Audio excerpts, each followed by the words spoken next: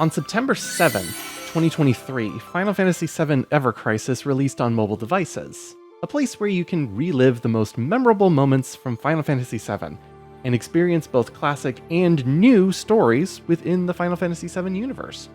On June 2nd, 2026, 1,000 days of the mobile game have gone by, and I have logged on for all of them. My bullshit never stopped. Back in May of 2025, I shared my thoughts about what it was like playing War of the Visions Final Fantasy Brave Exvius every day for 5 years.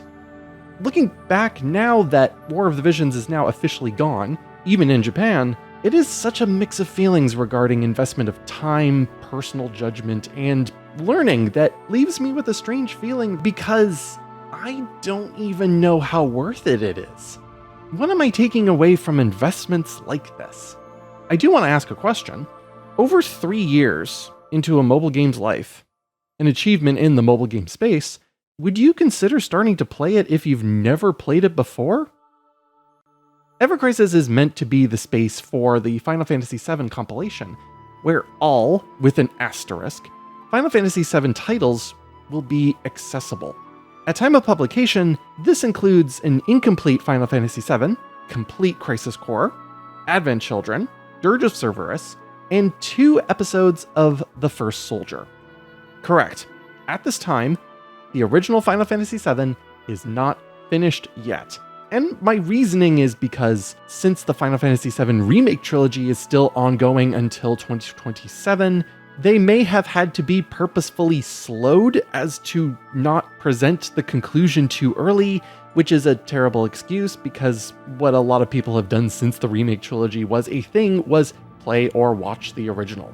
Ever Crisis wants to be a place where you can experience these titles together in an official capacity. However, you are able to watch these in a variety of other places. Dirge of Cerberus was finishing at the 1,000 day mark of the game, and I will simply say that this is not the way anyone should experience Dirge of Cerberus. That was a game with its own style, gameplay, and energy that cannot be emulated in the style Ever Crisis is portraying. The callback to the classic sprite design of the PlayStation 1 is admirable, especially when they have gone through the effort of creating an honestly impressive amount of sprites throughout all of the titles, and for all the playable characters in the game and the vast amount of alternative costumes you can earn, being able to walk around with them in specific game modes. Applebot, the developers of Ever Crisis, have done a thorough job. Which hurts when I say that the general pacing of cutscenes of story moments makes things boring. Chapter 11 of Final Fantasy VII has a great example of being unable to speed along a scene.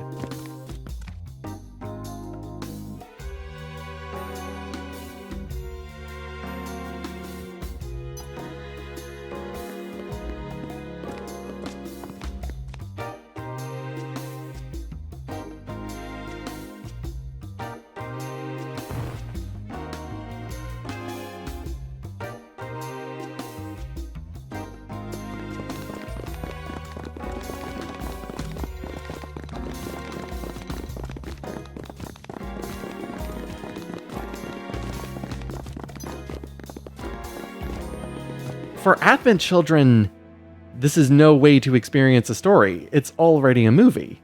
And Ever Crisis chops it up to make room for battles to never play again after getting the attached awards, mixed with actual scenes from the movie, but not all of them.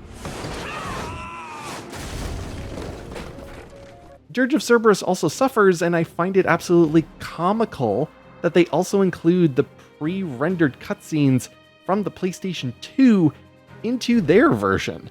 The first time I saw that, I hit the skip button and said to myself, you can watch this on YouTube.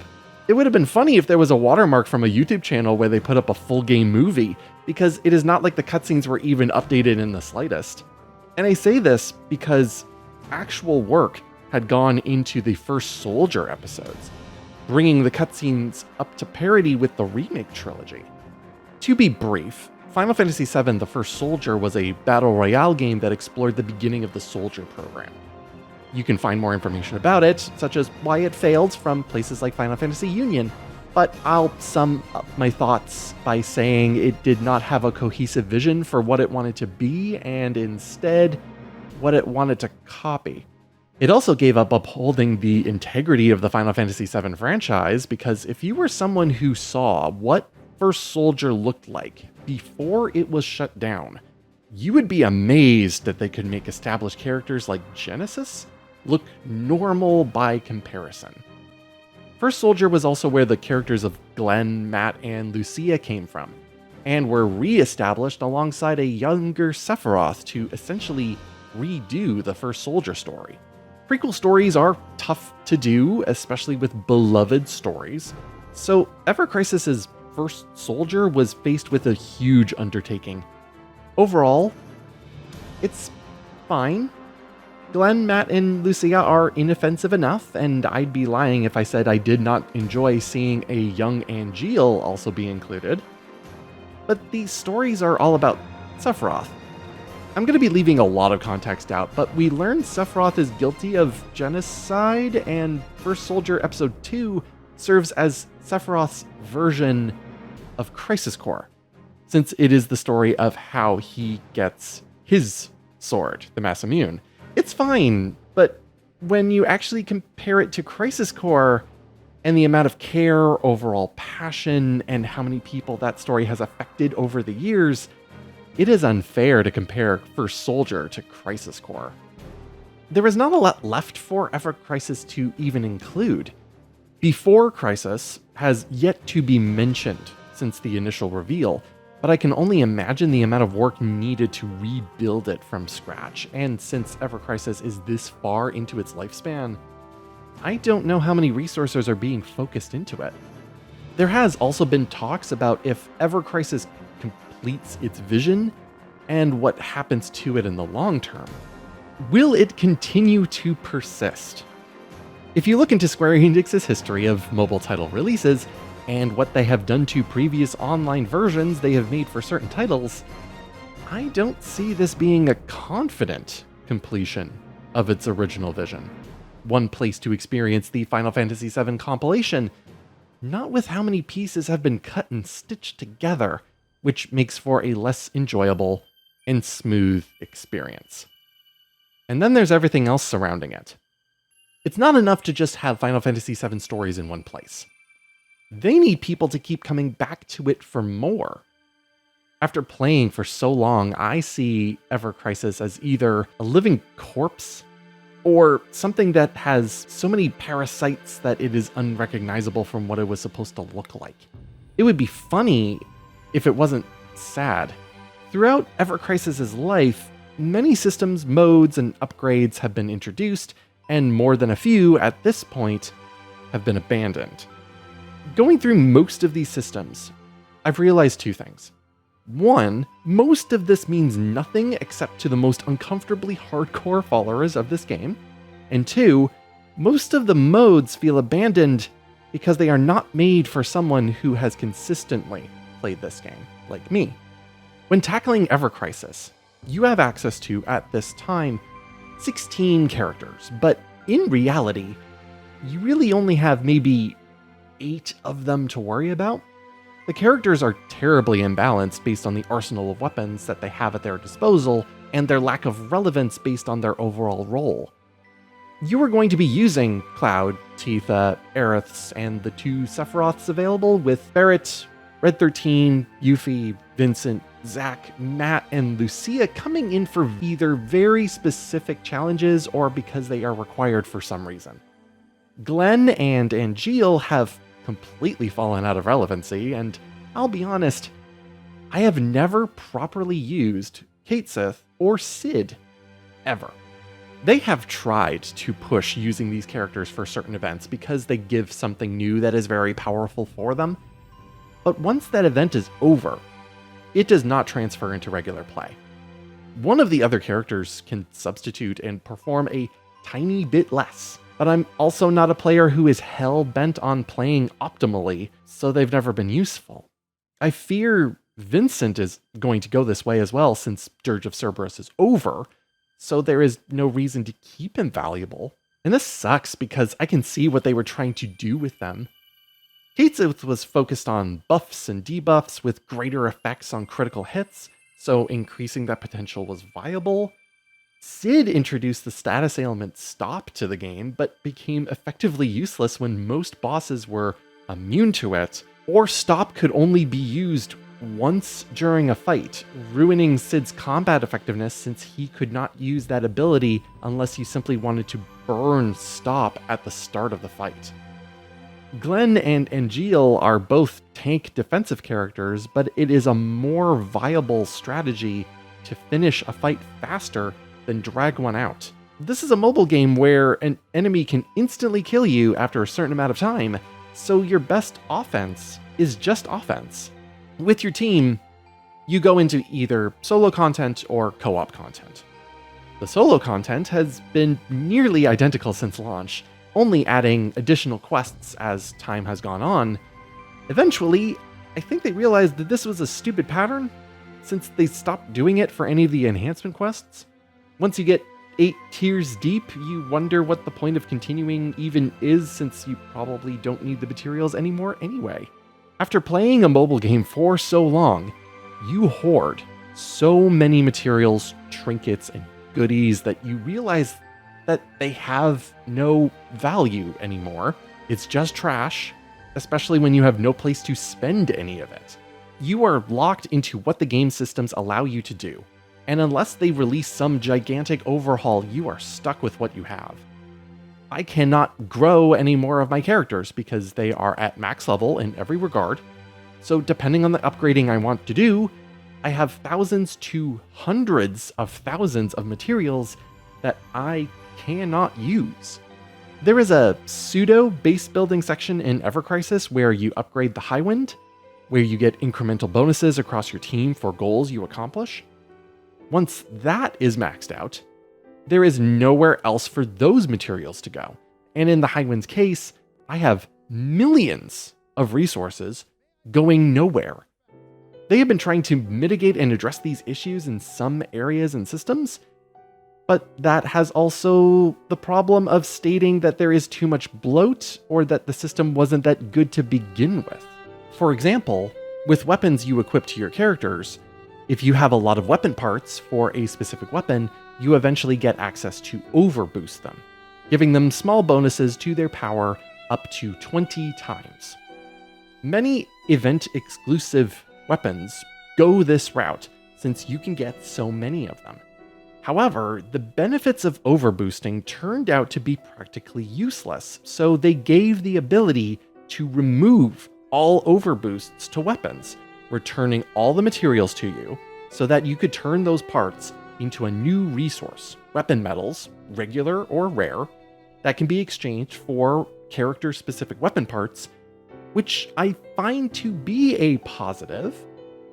Plenty of other systems need something to filter the amount of stuff that is in it, such as the Chocobo Ranch, where I have nearly 1.5 million medals but nothing to exchange them on, brands that are another micro upgrade system for weapons, and even a newer system, customization, that is showing the ceiling really early since I have thousands of materials for weapons, but I have less than 5 weapons that can call for them right now.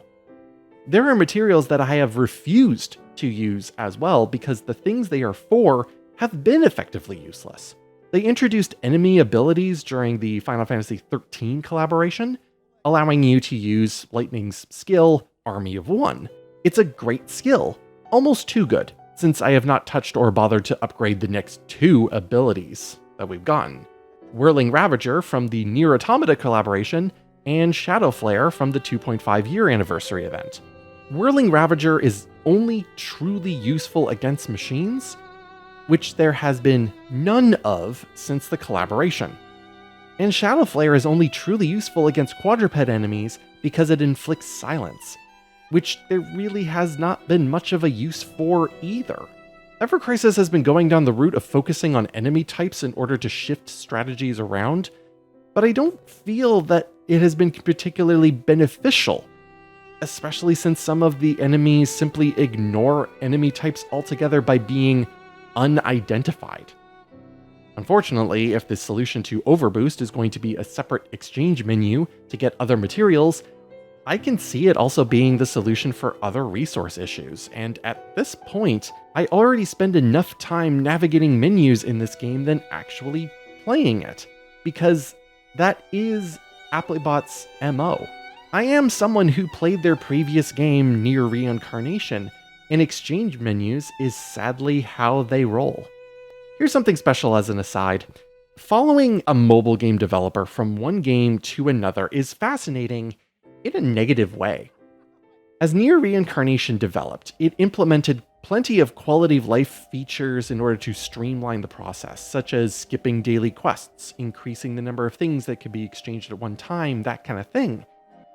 But when Ever Crisis launched, those quality of life features were not found anywhere. The skip battle feature wasn't implemented until I believe the second anniversary of the game, for example. So even though a mobile game developer is aware of what quality of life features can be in their game in order to make things smooth, allegedly, they withhold those features and drip feed them out, even though they could simply be in there for the benefit of everyone. Or maybe they just forget. Who writes anything down in this day and age? Just keep it all in your head. It's fine. Like, the daily login bonuses have been the same pathetic thing since launch. You couldn't upgrade those at all. What I do find laughable in the solo content is the story quests, which are meant to be opportunities to flesh out and explore individual characters in small side stories. Until recently, only Cloud, Barrett, Tifa, and Aerith had story quests. Nearly 3 years later, Zack was included. Did they just forget about these? The same thing with the Criterion dungeons. Nothing has happened with these in years, mostly because they became obsolete, along with the Crisis dungeons. I can see why with these, since Applebot needs to create wholly original dungeon layouts, and at this point, fewer resources are probably put in to create these. This has meant that certain rewards for specifically the Crisis dungeons had to be put into new events so that players could still exchange for the unique rewards inside that menu. But otherwise, these places are nearly obsolete. I don't have much to say about the battle towers or max damage challenge, frankly. They serve their purpose as challenges enough, although there has always been a tease that the battle towers would expand at some point, but that has not happened. And that's most of the solo content minus events, so what's the multiplayer like? I did say Ever Crisis is like a living corpse. Poke this, and it might move. The unfortunate thing about this is most of the players have no need to engage in the co-op fights that are not part of the current events, which means that it is nearly impossible to access some of the co-op quests. Even with the guild-related content, it is slim pickings for rewards when working with a team. Most players have enough medals and other rewards to exchange for what they want already. You can hold 9,999 co-op medals and earn 5,000 each week, but there is nothing for a long-standing player to exchange those medals for anymore. This has also been a problem for guild rewards. When it was asked why the guild doesn't level the guild exchange rewards to the max level each month since they are on monthly reset, our guildmaster put it simply that it wasn't worth the cost with more stamina items and resources for branding. Quote, "If a new category gets added, we'll have plenty to max it out right away. Who knows if that's going to happen though." I agree. Players are sitting on piles of trash because the initial worth put into these has become disillusioned. The gap between having everything at all times and having a good amount of things and getting by becomes very clear when you look at how Ever Crisis has tried to challenge the most powerful players. Those are the crash quests, and also the guild battles. I find the crash battles sickeningly funny, because once you enter one, you pretty much know whether or not you have a chance at succeeding or not. It is a stark filter for whether or not you have exactly the right equipment set up in order to get through certain stages of the fight. Otherwise, get out. You're not supposed to be there. Guild battles are a little nicer about it. It does tell you who or what you should be using for the battle due to the very specific draw banner that appears as well. But it is not required unless you are in one of those specific guilds that aims for the top every time. My guild gets within the top 400 consistently, which means nothing by itself. But while we score a few million points, the top guilds score billions. I'm sure they have so many rewards they also cannot do anything with. I feel like Ever Crisis is entering a drought period now, entering into the summer. It's currently re-released the summer event, which is the 3rd time now, alongside the Sephiroth event for the 4th time now, which I think was the first event Ever Crisis ever did. So I guess since they're going back to the start with their events, this is the best time to get into Ever Crisis. Absolutely not. Ever Crisis consists of 2 spaces.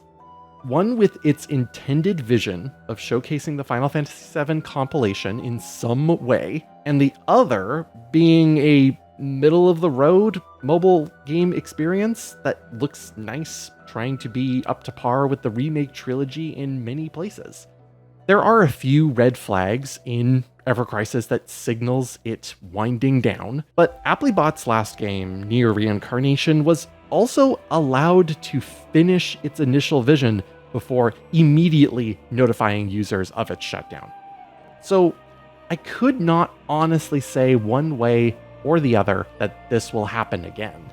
Plenty of what I said can also be echoed in TomLazan's video on Ever Crisis, which he did after the first year of the game, and unfortunately, I do share his rather cynical take at the end that even if Ever Crisis realizes its vision to completion, there is no guarantee that it will stay around for long, either in an offline or online state.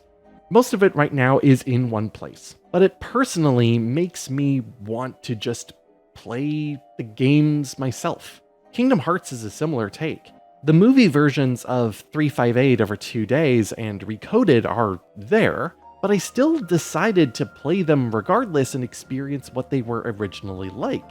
When Dirge of Cerberus ended in Ever Crisis, I looked at my PS2 copy on my shelf and played an hour of it. I'm fortunate I'm able to do that. But anyone else who wants to follow these feelings can do that themselves. It might take a little bit of effort. And I think that effort is worth it, since I've also come to understand that Ever Crisis has hurt some people's love of Final Fantasy VII. Ever Crisis is a predatory mobile game, and it has taken advantage of people's love, admiration, and passion for Final Fantasy VII. A video from Endlessness took stock of the increasing amount of draw banners and lack of economic balance, which means squeezing as much money out of players as possible. With plenty of takes like this, which sometimes makes people swear off certain games, that is a good thing, because it allows for people to reevaluate what is important to them, or find something more fulfilling to fill the hole that the constant routine of playing a mobile game fills. It is tremendously fascinating to me how much excitement people can have and see the entertainment and fun in games like this, only for it to decay in front of you, and mentally bring you down with it as well. This is one reason why mobile games continue to be so successful, because that energy is so high. The second thing is denial.